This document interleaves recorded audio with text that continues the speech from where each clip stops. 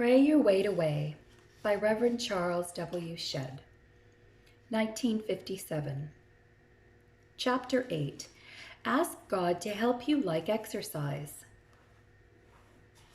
Physical training is of some service, but religion is of service in every way, for it carries with it the promise of life here and hereafter. Samson was a huge Saint Bernard. When he was 8 months old, he weighed 120 pounds. You'd think it might break us to feed him, but this thoughtful canine didn't take one dime from the family budget. He had a route. Every morning at 9 o'clock, he went downtown. Since he loved the children, he waited till school began. Red Jennings at the grocery store said that he could set his clock by Samson. At 8 after 9, sure, 8 minutes is a long time to walk 3 blocks, but if we weighed 120 pounds at 8 months, could we do better? There would come a mighty rumbling at the back door of the butcher shop. Red would pitch him great quantities of fat, scraps, and gristle, which he had been saving. It took 15 minutes to render this lard, and Samson moved on. At 9:29, he gave this thunderous roar for the cooks and the girls at the Pioneer Grill. They waited for him en masse and joked as he devoured his daily take from our major restaurant. Then to the hotel, then to the market, then to Grand Cafeteria, then to the sandwich shop. On the way home, he always stopped at the sweet shop and the Addingtons. True, the Addingtons was a residential tarrying, but they had 5 boys and lots of leftovers. At 10:49, he came home waddling. He staggered down the alley, heaved his bulk onto the front lawn, and collapsed. Then he slept. He slept when the children came home from school. On his better days, when he heard them coming, he would open one eye and wag his tail. Once. He slept through the arrival of the mailman and the grocery boy. He slept when we wanted to mow the lawn, and he slept when we wished to show him off to our afternoon guests. In the evening, when the children romped, he would sometimes rouse himself, sit for a time on his haunches, droop his eyelids, and open his mouth as if to say, "Some day I'll get myself in shape and join the fun." Of course, he never said it. He never had the energy, and he never got himself in shape. For most of us who are overweight, walking to our food and back to the big armchair is exercise enough. There's so much to move. Why move it more than necessary? Before we know it, we're in an inactive spin, if that's possible. We don't like exercise because we're overweight, and we're overweight because we don't like exercise. We will never escape from this vicious circle by wishing it weren't so. That's why losing weight is like moving a mountain. But you remember Jesus said that mountains can be removed by prayer. Jesus' words are solid truth. The demand for stern self-discipline goes down the road of weight reduction, but beside it goes the power to meet those demands. You can pray yourself into liking exercise. Oh, but I love exercise. I know you do. You're a great sport. You once won the tennis championship and made all conference. You could swim with the best, and you're still known up and down the street as a great plugger for athletics. You really are. You buy blocks of tickets to the game, and that fishing trip you took with the boy last year was tops. You read the sports pages first every day, and you rib the umpire like crazy. You love motion, feats of skill, and people who break records. But an honest look will reveal that most of the movement you admire is somebody else's exertion, and this won't do. Right thinking, right eating, right living are 3 basic requirements to praying your weight away.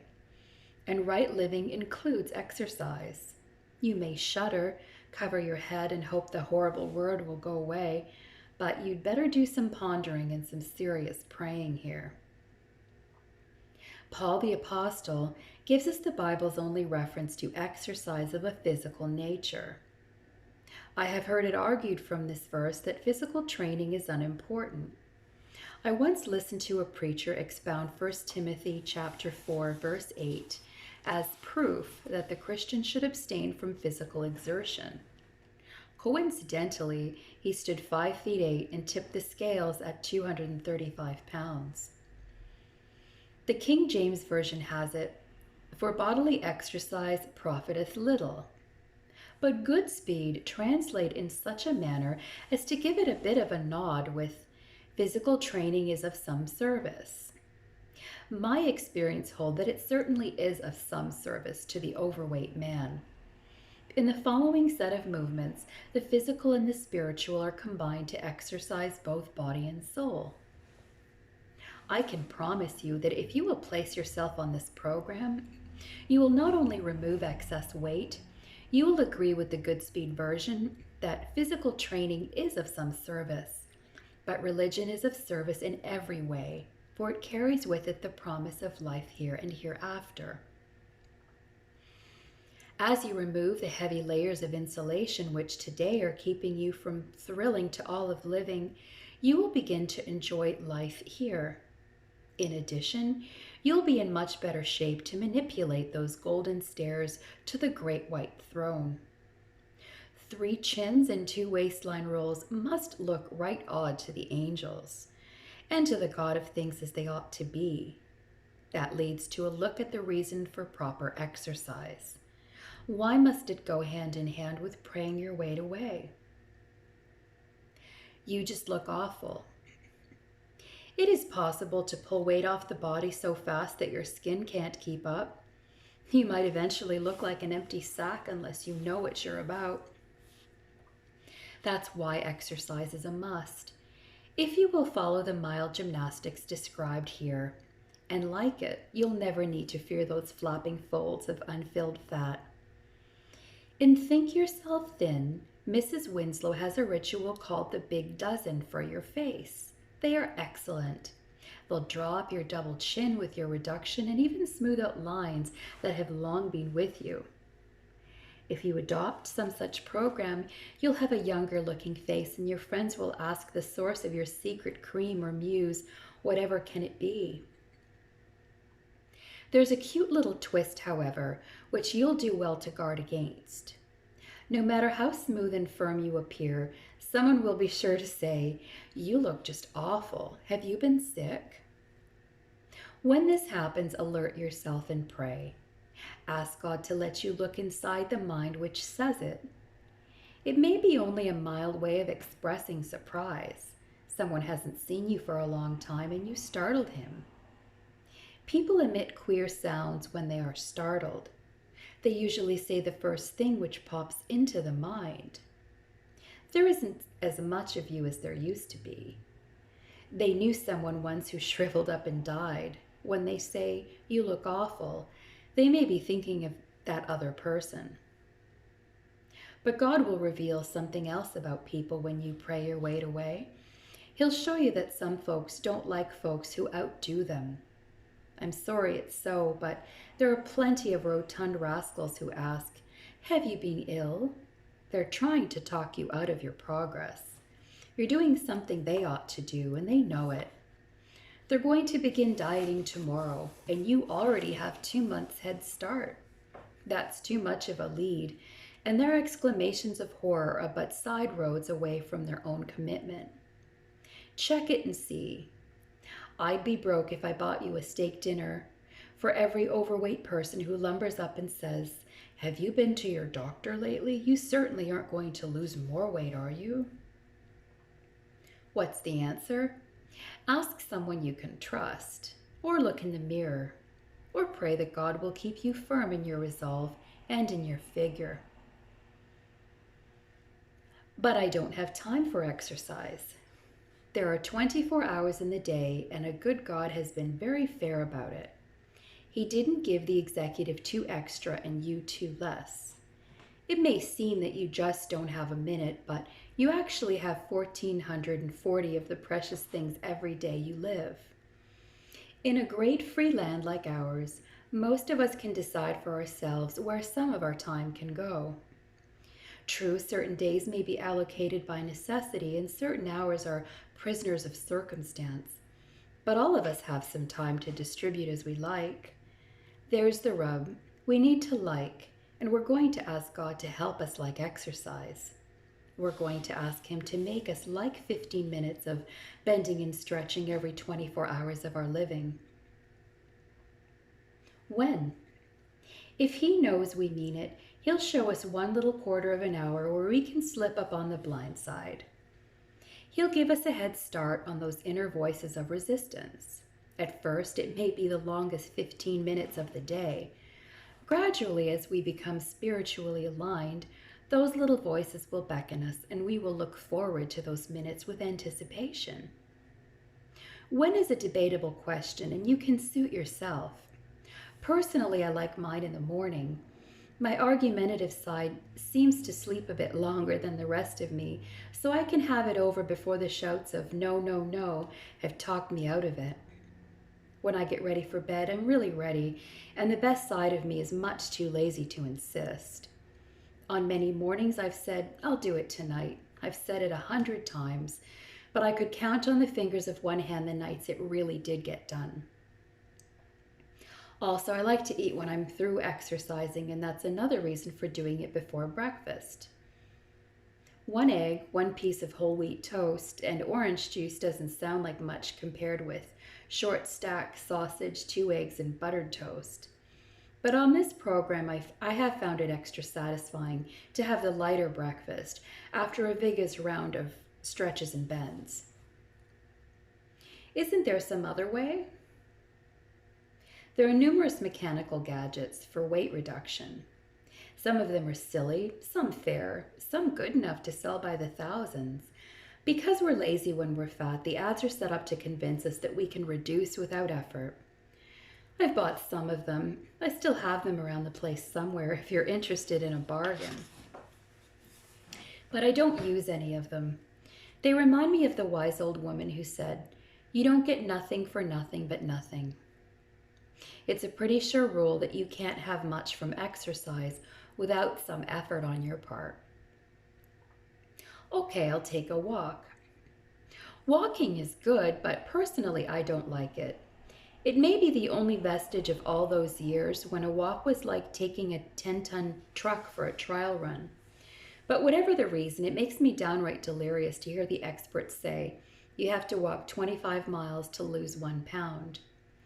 If you like it, walk, but if you don't, you can still get more health-giving exercise in 15 minutes on your bedroom floor than you could from a daily walk across your county and back again. 10-point tuning drill. I have 10 exercises which have been my ritual during my 100-pound weight loss. 5 are done lying down, 5 standing up. Half of them are borrowed, half are my own. You'll find suggestions at any gymnasium or at the bookstore. You'll enjoy yours more if you think up a few for yourself. The important thing is you do them daily, and it goes best to place a big reserved sign on a regular 15-minute period. Unless you do, you'll argue yourself out of the procedure just for this one day. Chances of success on a piecemeal program are practically nil. Personally, this rule follows. If I don't do them first thing in the morning, they don't get done. Your attitude here is basic.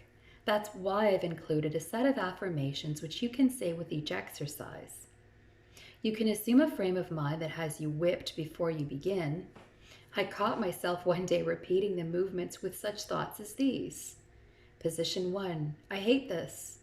Position 2, I should get down to the office. Position 3, maybe this is bad for my heart. That's why I went to the Bible and found a majestic scripture and rhythm pattern for each exercise. Before I begin my 15-minute training session, I pray the simple prayer found at the end of this chapter. Then I start with exercise 1, repeating the affirmation as I proceed, moving on through the 10-point drill and its accompanying scriptures. When I have finished, I not only feel physically loose and ready for a great day, but spiritually I am in tune with God as I understand Him. But let's face it, I am describing here the one thing that helped me reduce. This technique may not appeal to you. Maybe you want to think your own thoughts while you take your daily workout. For that reason, I describe the exercise here and present the scriptural affirmations in Appendix 2. I have found them a genuine blessing.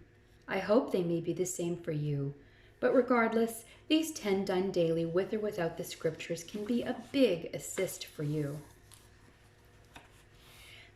Exercise 1.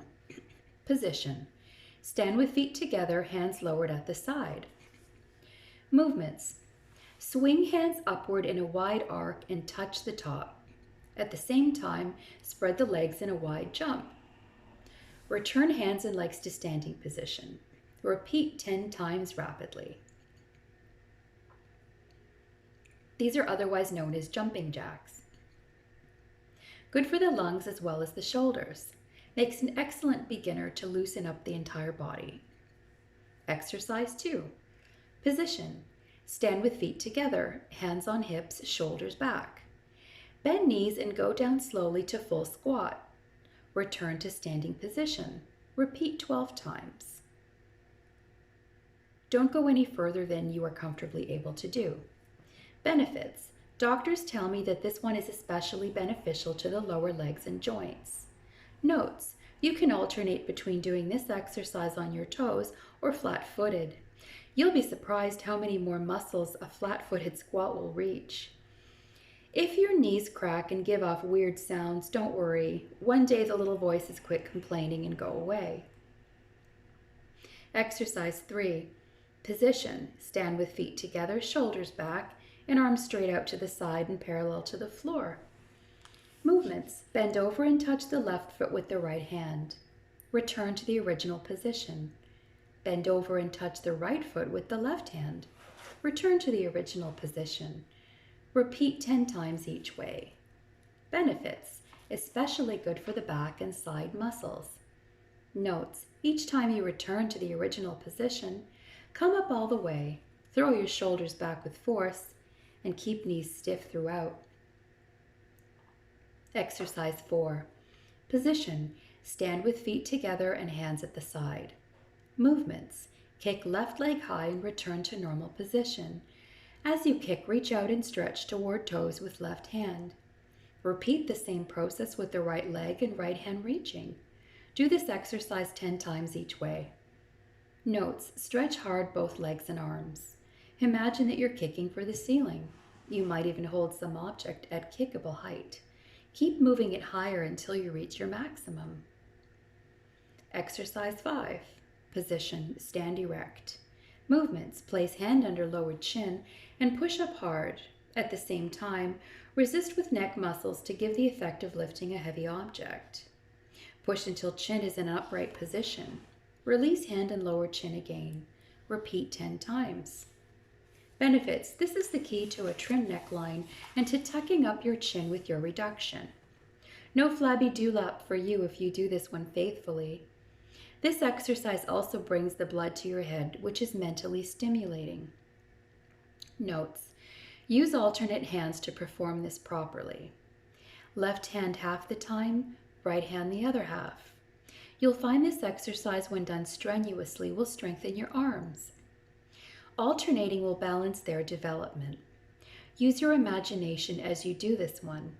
Imagine that your head does not want to move while your hand insists that it be the boss this time. Resist hard. Exercise 6. Position. Lie flat on your back. Keep shoulders against floor and arms at side. Movements. Lift legs slowly to upright position. Return legs to floor. Repeat 10 times. Benefits, particularly strengthening to the inner stomach muscles and to the thighs. Notes, most benefits come from slow return of legs to the floor. Keep knees straight at all times. Exercise 7. Position, lie flat on the back with arms straight out from shoulders. Movements, lift legs off floor to half upright position. Move legs out sideways as far as they will reach. Stretch. Return feet together, slowly, but do not return them to the floor. Repeat 10 times. Benefits, great for the lower stomach and inside of thighs. Notes, Gradually increase the length of time you hold your legs in each position. Retain each time in out position until a slight strain tells you to move on. Keep the knees straight throughout and don't lift your legs too far off the floor.